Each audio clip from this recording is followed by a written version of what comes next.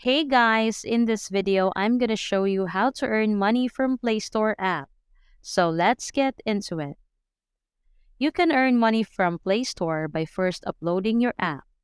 My point is that uploading on the Play Store infers that you have developed an app and are thus eligible to upload the same on the Google Play Store. After uploading your app to the Google Play Store, you can earn cash by choosing one of the monetization methods. Show ads with AdMob in your app. Charge users for downloading the app. Offer in-app purchases. Charge monthly for access to your app. Charge for premium features. Find a sponsor and display their ads in your app. So that's all for this video, guys. If this video was helpful, please give us a like.